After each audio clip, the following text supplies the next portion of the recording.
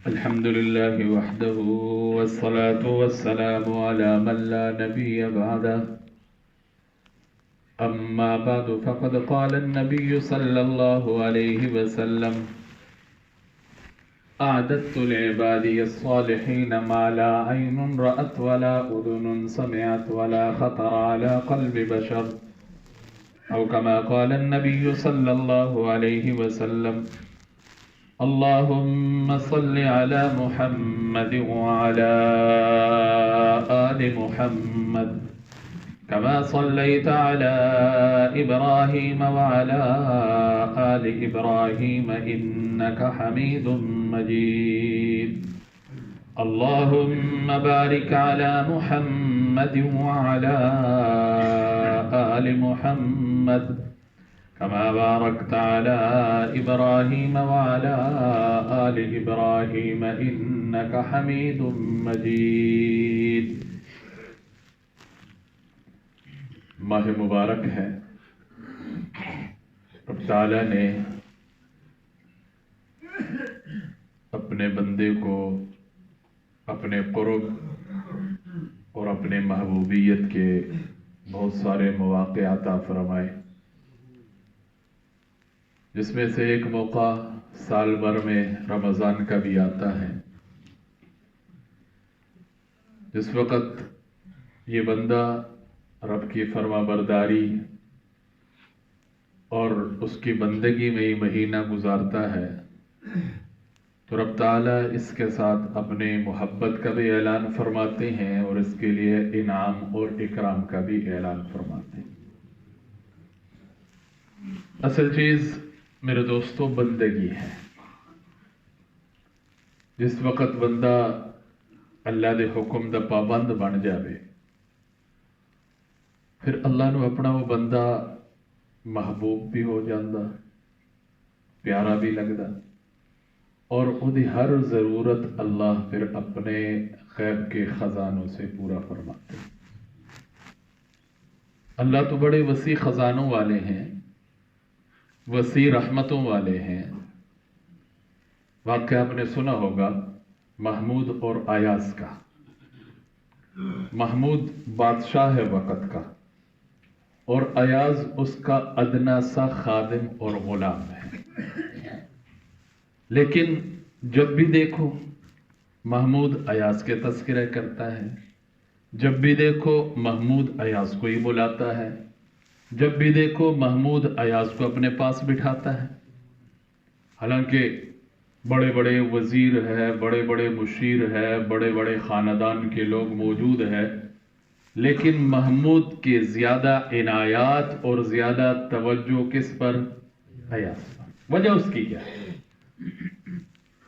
دوسرے لوگوں کو سمجھانے کے لیے ایک دن محمود نے اپنے خزانے سے ایک قیمتی ہیرا نکلوایا، سب کو بٹھایا ہوا ہے، ایک کو پکڑاتا ہے بھئی اس کو توڑ دے، وہ کہتا ہے بادشاہ جی یہ تو بہت قیمتی ہے، خزانے میں صرف ہے ہی ایک، اس کو توڑا کے کی کرنا، خزانہ خالی ہو جائے گا۔ انہوں نے کہا چل تو اگلے نے دے، اگلے کو پکڑایا، اس نے بھی کوئی نہ کوئی بہانہ، کوئی نہ کوئی منطق، کوئی نہ کوئی فلسفہ پیش کیا۔ چلتے چلتے چلتے اخیر میں جو بیٹھا ہوا تھا ایاز، اس کی باری جب آئی، اس نے وہی ہیرا اٹھایا اور پٹک کے مار دے نیچے فرش پر، اور ہیرا جب ٹوٹ جاتا ہے تو پھر وہ کسی کام کا چورا چور۔ محمود ایک باری غصے ہو گیا، پاگل ہے اتنے سارے لوگوں نے اتنے قیمتی ہیرا نہیں توڑا، تو ہی ایک آ گیا جو تو نے توڑ دیا۔ ایاز کا جو جواب ہے وہ جواب سننے والا ہے۔ کہنے لگا بادشاہ سلامت، ایک طرف ہیرا تھا، دوسری طرف بادشاہ کا حکم تھا، اب اگر میں ہیرا نہ توڑتا بادشاہ کا حکم ٹوٹ جاتا، میں نے ہیرا توڑ دیا لیکن اپنے مالک کا جو مجازی مالک ہے اس کا حکم نہیں توڑا۔ شاباش دی اس محمود نے ایاز کو، اور سب کے سامنے یہ اعلان کیا کہ ایاز کے ساتھ میں محمود محبت اس لیے کرتا ہوں کہ یہ ایاز حکم کا بندہ ہے، یہ حکم کا غلام۔ ہمارے سامنے جب حکم آ گیا رمضان کا، بھئی مہینے بھر کے روزے ہیں، رات کی تراویح ہے اور غمخواری کا مہینہ ہے، اسی طرح صبر کا مہینہ ہے، اور غریب غربا کے ساتھ تعاون اور امداد کا مہینہ ہے۔ جب حکم آ گیا تو پھر میرا کیا مجال؟ اسی جدو اپنے آپ غلام تے نوکر سمجھتے ہیں، مشہور جملہ ہے نا، کی نوکر تے کی نخرا۔ لیکن دیکھا جائے تو میرے اندر وہ فرمانبرداری نہیں بنی، میرے اندر وہ بندگی نہیں آئی، جس بندگی اور فرمانبرداری کی وجہ سے میرا رب بھی میرے ساتھ وہ اعلان کر دے جو محمود نے ایاز کے ساتھ کیا۔ حکم کی بندگی یہی ہے، جو وقت کا تقاضا ہے، جو وقتی حکم ہے، میں اس حکم کو پورا کر جاؤں۔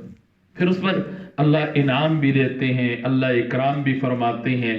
مثلا یہی رمضان کا مہینہ ہے، اب صلی اللہ علیہ وسلم کا ارشاد گرامی ہے جس کو نقل کر رہے ہیں حضرت ابن عباس رضی اللہ تعالیٰ عنہ، فرماتے ہیں جب ماہ رمضان شروع ہوتا ہے تو جنت ماہ رمضان کے لیے شروع سال سے اخیر سال تک سجائی جاتی ہے۔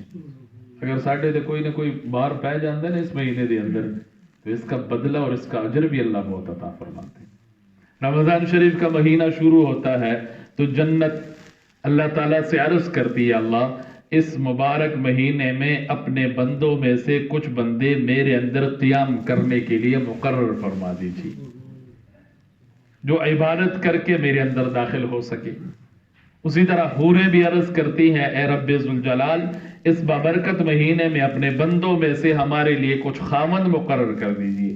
چنانچہ جس شخص نے رمضان کے مہینے میں اپنے نفس کی حفاظت کی، کوئی نشاور چیز نہ پی، نہ کسی مومن پر کوئی بہتان لگایا، نہ کوئی گناہ کبیرہ کیا، تو اللہ جل شانہ ہر رات میں اس بندے کے 100 حوروں سے شادی کر دیتے ہیں۔ تو ایک دن تو 100 ہو گئی تو پورے روزے اور یہ بات پوری ہو گئی تو ماشاءاللہ تعداد کافی ساری ہو جائے۔ بابے بھی اجاز پہ نا خوش ہو گئے ماشاءاللہ۔ اور صرف اتنا نہیں، اس کے لیے جنت میں ایک محل سونے، چاندی، یاقوت اور زمرد کا تیار کر دیتے ہیں۔ اس محل کی لمبائی اور چوڑائی کا یہ عالم ہے کہ اگر ساری دنیا اکٹھی اس محل میں رکھ دی جائے تو ایسے معلوم ہو جیسے دنیا میں کوئی بکریوں کا باڑا ہو۔ اتنی بڑا گھر اور بڑا محل اللہ عطا فرماتے ہیں۔ یعنی جس طرح تمام دنیا کے مقابلے میں بکریوں کا باڑا چھوٹا سا معلوم ہوتا ہے، اسی طرح اگر ساری دنیا جنت کے اس محل میں رکھ دی جائے تو بکریوں کے باڑے کی طرح معلوم ہو۔ اور جس شخص نے اس ماہ مبارک میں کوئی نشہ والی چیز پی لی، یا کسی مومن پر کوئی بہتان لگایا، یا کوئی گناہ کبیرہ کیا، تو اس کے سال بھر کے نیک اعمال ختم کر دیے جاتے ہیں۔ انا للہ و انا الیہ راجعون۔ اگر ایک طرف پرواز بہت اونچی ہے نا، تو خدا نخواستہ اگر نقصان ہو گیا تو نقصان بھی اتنا ہی بڑا ہے۔ اب صلی اللہ علیہ وسلم نے فرمایا، اگر کسی بندے نے اس ماہ مبارک میں کوئی نشاور چیز پی لی، کسی مومن پر بہتان لگایا، کوئی گناہ کبیرہ کیا، تو اس کے سال بھر کے نیک اعمال ختم کر دیے جائیں۔ لہٰذا رمضان کے مہینے میں بے احتیاطی سے بچو، کیونکہ یہ اللہ کا مہینہ ہے، اس میں حدود سے آگے نہ بڑھو۔ اللہ تعالیٰ نے تمہارے لیے 11 مہینے مقرر کیے ہیں جن میں طرح طرح کی نعمت استعمال کرتے ہو، لذت حاصل کرتے ہو۔ رمضان کا مہینہ اللہ نے اپنی عبادت کے لیے خاص فرما دیا، لہٰذا رمضان کے مہینے میں بے احتیاطی سے گریز کرو اور دل و جان سے اس اللہ کی اطاعت کرو۔ کوشش کرنی چاہیے۔ یہی مہینہ ہے جس میں انسان اپنے رب کے ساتھ اپنے تعلق کو مضبوط کرتا ہے۔ اللہ رب العزت ہمیں عمل کرنے کی توفیق نصیب فرمائے، آمین۔ الحمدللہ رب العالمین والعاقبۃ للمتقین والصلاة والسلام علی رسولہ الکریم وعلی آلہ واصحابہ اجمعین۔ ربنا آتنا في الدنيا حسنة وفي الآخرة حسنة وقنا عذاب النار، اللهم اغفر لنا وارحمنا واعف عنا، رب اغفر وارحم وأنت خير الراحمين۔ ربنا ظلمنا أنفسنا وإن لم تغفر لنا وترحمنا لنكونن من الخاسرين، ربنا هب لنا من أزواجنا وذرياتنا قرة أعين واجعلنا للمتقين إماما، وصلى الله على النبي الكريم وعلى آله وأصحابه أجمعين برحمتك يا أرحم